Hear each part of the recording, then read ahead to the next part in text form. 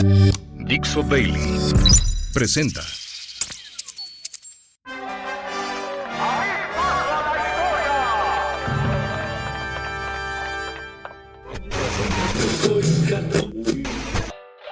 Damas y caballeros, aquí se platican historias, Anécdotas y efemérides. Porque jamás la historia se atrevió a tanto. Con Alejandro Rosas. Hola, ¿qué tal? Soy Alejandro Rosas y esto es Porque jamás la historia se atrevió a tanto. Y vámonos rápidamente porque hoy les traigo distintas historias de dulce, chile y manteca, como se dice. y pues vamos a empezar con algo que se me ocurrió llamarle como la moneda está en el aire.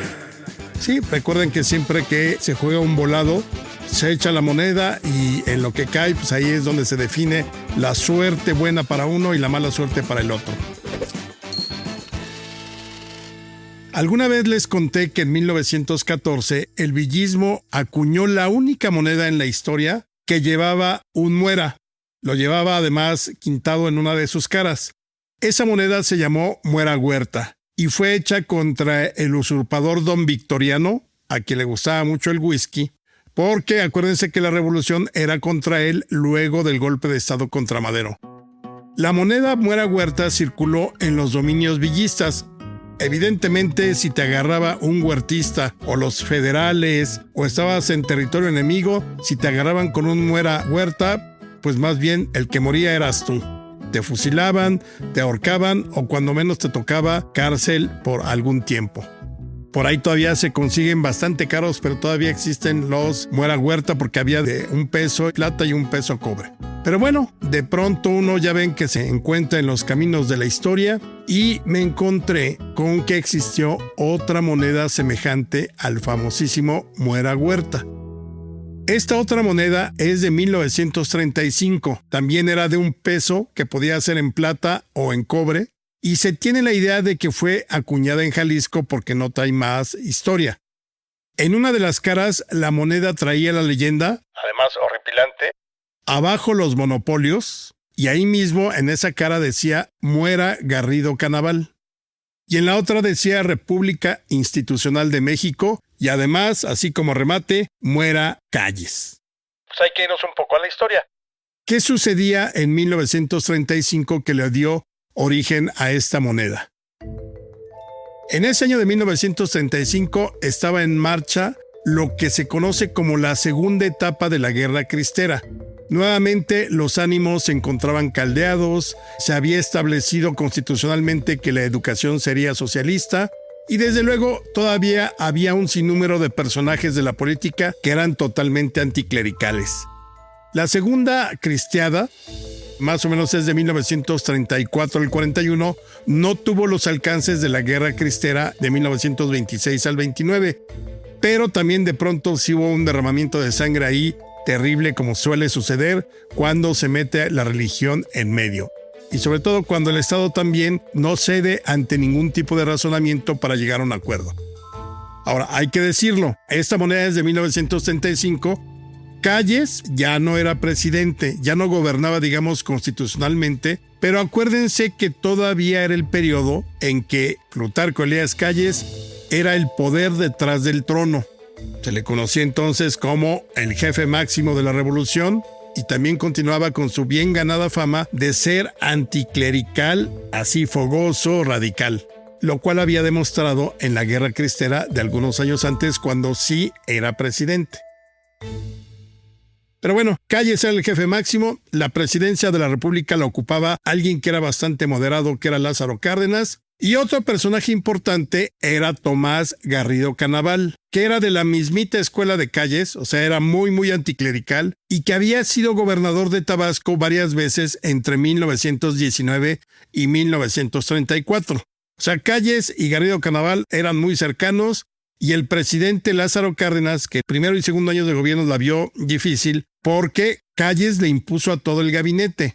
Entre ellos, un poquito después, le impondría también como secretario de Agricultura a Tomás Garrido Canaval. Entonces, nada más para que se den una idea quién era Garrido Canaval, pues era un político anticlerical furioso En su etapa de gobernador cerró iglesias, destruyó altares, obligó a los sacerdotes a casarse si querían cumplir con su ministerio. Imagínense, yo creo que es lo más terrible. Obligó al pueblo a comer carne en días de vigilia, lo cual me parece absurdo por todos lados. También suprimió la Navidad, imagínense eso. Prohibió símbolos religiosos en las tumbas. Proscribió la palabra Dios, o sea, no podías decir Dios mío o palabra de Dios tampoco. Y también no podías decir otras palabras que tuvieran el mismo término. Por ejemplo, adiós, que te vaya bien.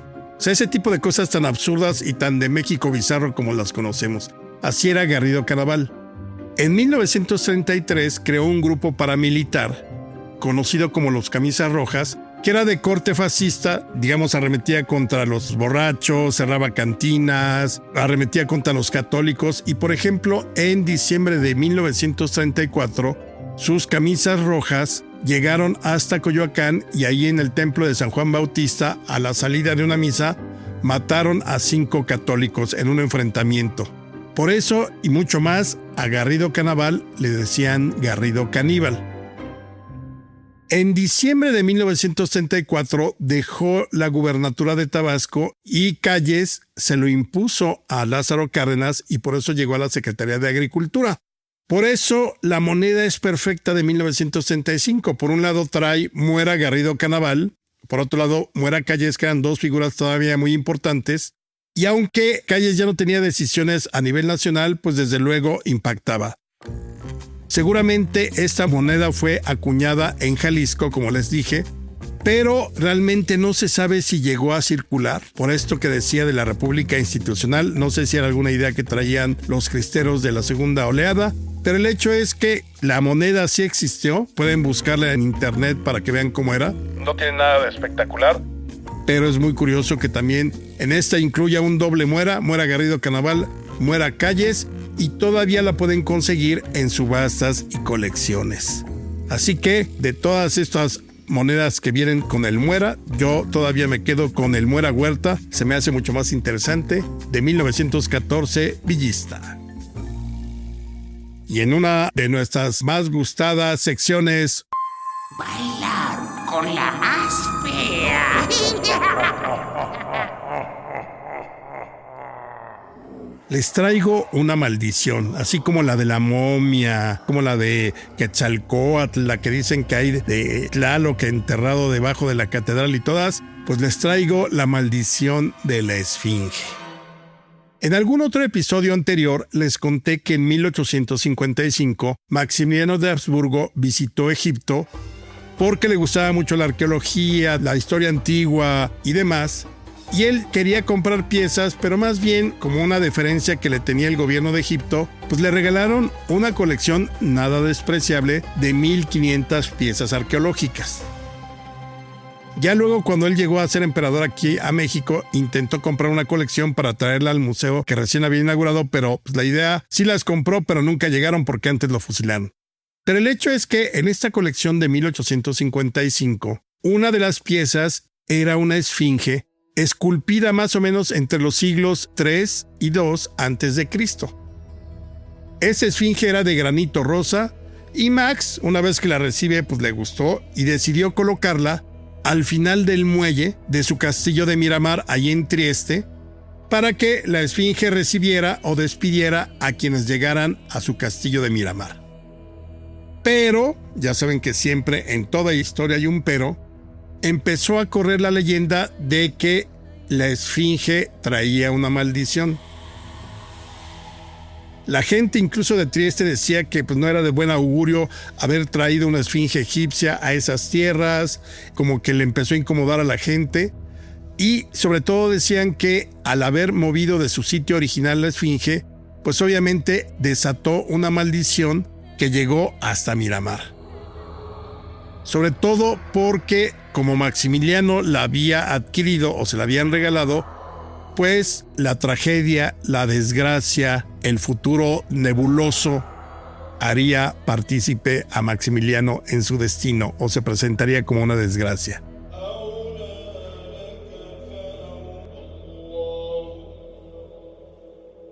Obviamente salió de ahí en 1864, ya no regresó nunca a Trieste, al castillo de Miramar, y por eso se incrementó la leyenda. Además, años después, en 1878, el poeta italiano Giuseppe Carducci escribió un poema titulado Miramar que le dio mucha más fama a la maldición de la Esfinge porque, entre otras estrofas, decía lo siguiente. ¡Ay! Mal aborda sobre el Mare Nostrum, hijo de Habsburgo, la fatal Novara. Te acompañan las negras furias e izan tu vela al viento. Ve que la Esfinge cambia varias caras, pérfida, frente a ti retrocediendo. Es Juana la loca, el rostro exangüe contra tu esposa. Es el cráneo cortado y te hace muecas de Antonieta. Y pútridos los ojos fijos en ti, es la yerta cara pálida de Moctezuma. Entre bosques inmensos de magueyes, nunca mecidos por benignos vientos, se encuentra en su pirámide que emite lívidas flamas, por la neblina tropical, el dios Huitzilopochtli, que olisquea tu sangre y el piélago surcando, con sus ojos te aúlla, ven. Y obviamente decayó la maldición, lo fusilaron.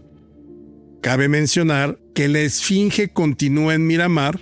De hecho, les voy a subir alguna foto en mi Instagram, ARR1910. La Esfinge se encuentra en el viejo muelle, de donde partió Maximiliano a bordo de la Novara y a donde nunca más regresó. O al menos sí regresó ahí, pero ya bien frío, hecho cadáver, y nada más de paso, pues su cadáver iba rumbo a Viena, donde sería finalmente sepultado en enero de 1867. Que termine el baile con la más fea.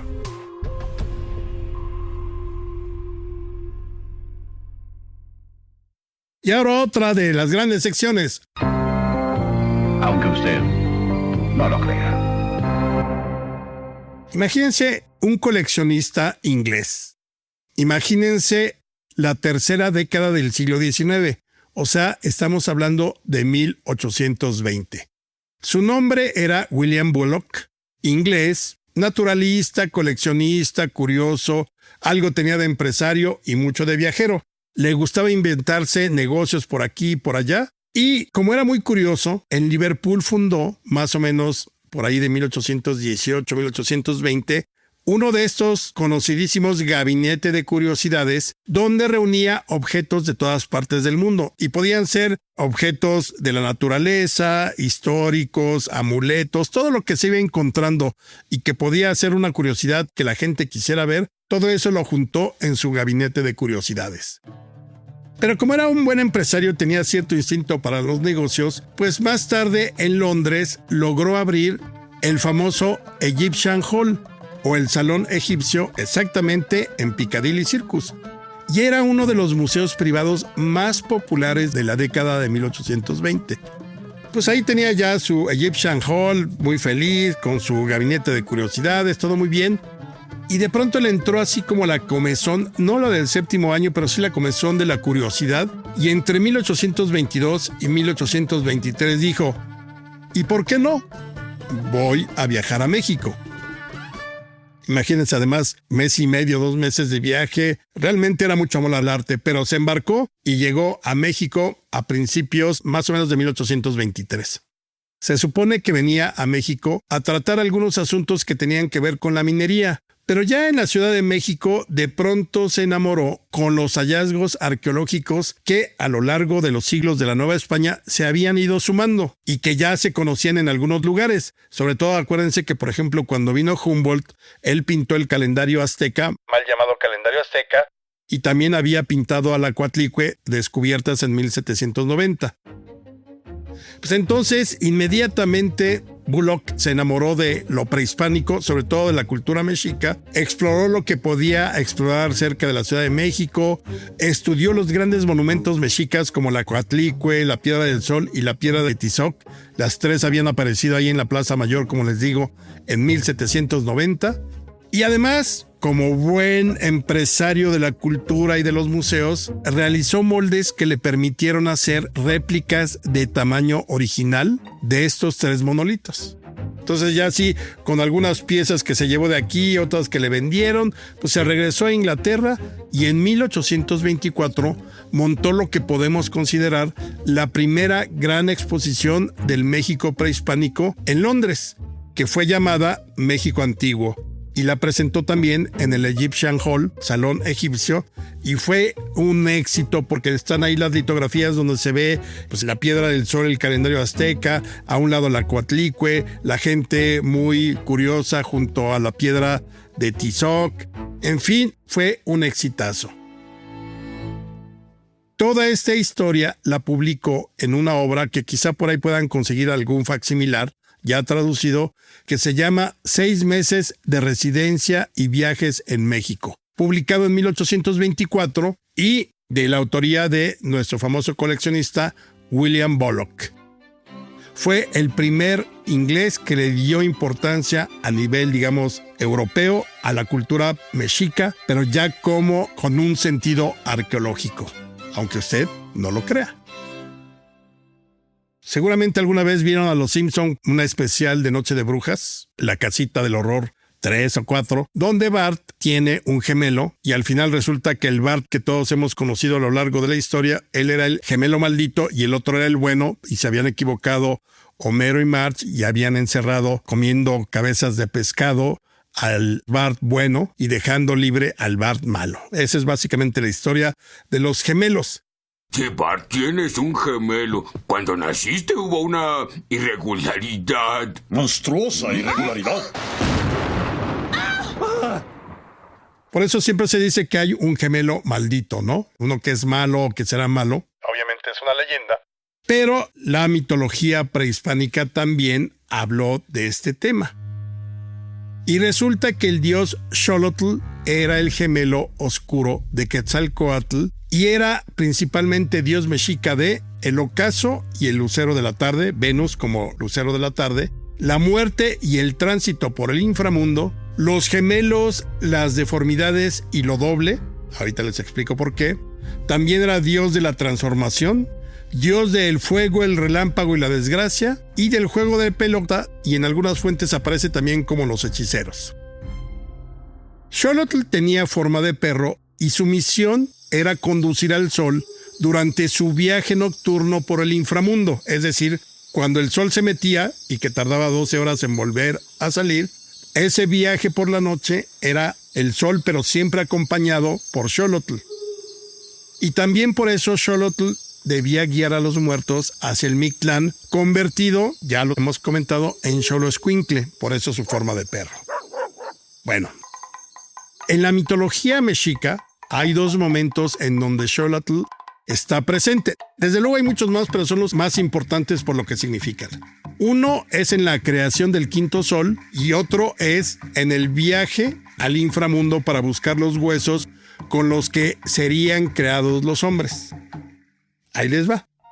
¿Cuál es la participación de Xolotl en el quinto sol? Bueno, cuando se crea el quinto sol, que es en el que vivimos ahora, acuérdense que antes hubo 4 soles que fueron un desastre, en el que vivimos ahora es el quinto sol, se supone que para que el sol comenzara a moverse una vez creado, todos los dioses decidieron sacrificarse y de ese modo todo empezaría a moverse, es decir, el sol y la luna. Bueno, todos los dioses al parecer estaban de acuerdo, menos Xolotl, porque él le dio miedo sacrificarse y pues pa' pronto puso pies en polvorosa y huyó. En una primera instancia se escondió entre los maizales y se convirtió en maíz. Ya lo iban a descubrir y entonces volvió a huir y se escondió entre los magueyes y se convirtió en maguey. Vuelve a huir y dijo, pues ¿dónde me escondo? Paz que se echa el agua, y entonces se convirtió en ajolote para que le digan a Clara Brugada. Obviamente ni como ajolote y todo el anfibio transformado fue finalmente descubierto, lo encontraron y lo sacrificaron. Así que con él ya sacrificado, venga el movimiento del sol y de la luna.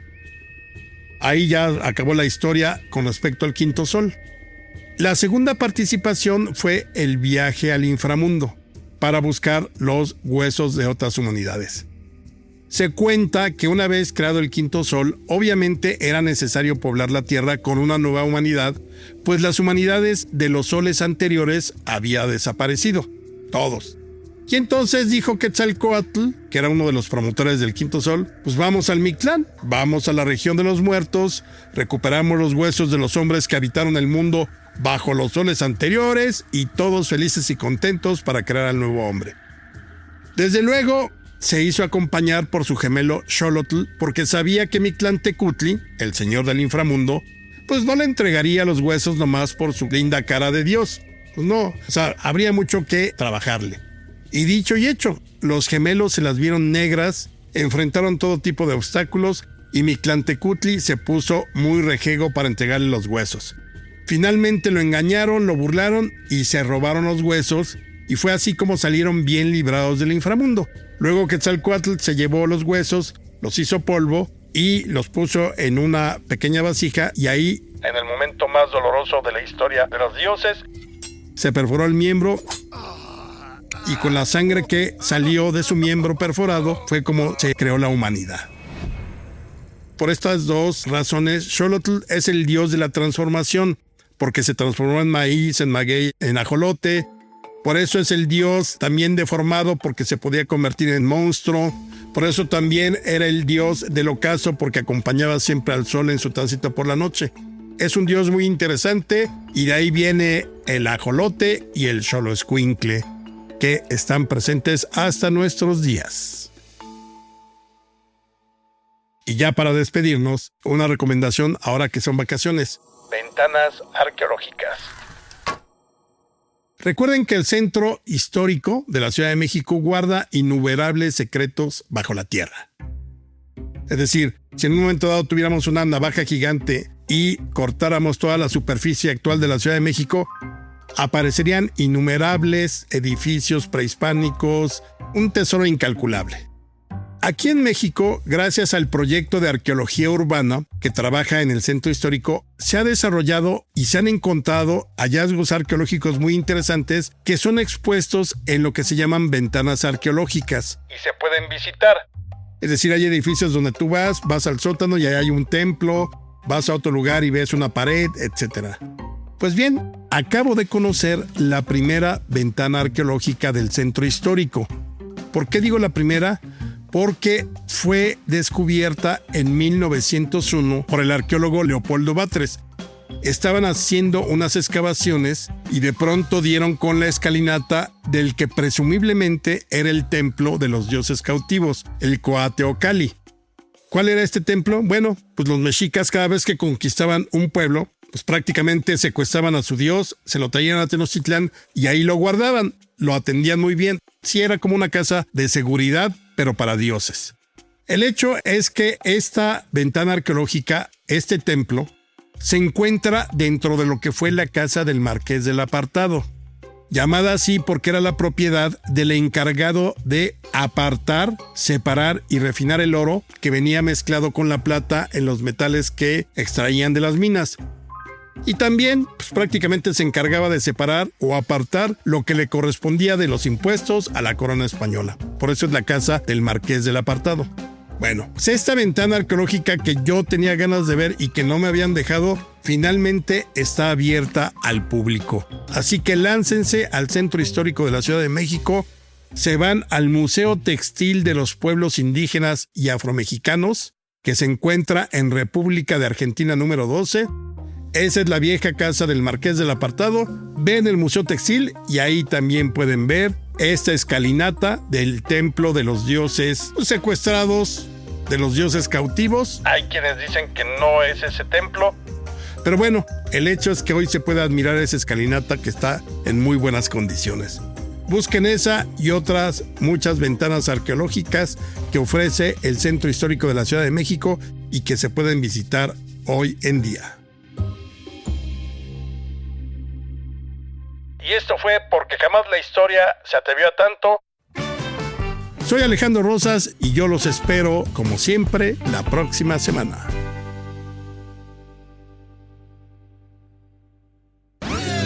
Una producción de Dixo.